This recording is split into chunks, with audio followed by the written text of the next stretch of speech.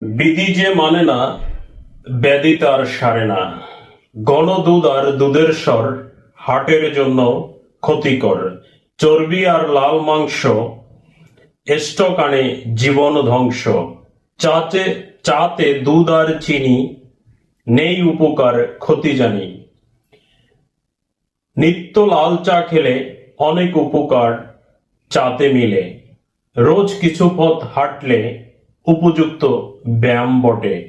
সারাদিন দুশ্চিন্তা করে যারা শরীর শেষ করে তারা। মাঝে মধ্যে উপবাস অনেক ব্যাধি করে সর্বনাশ।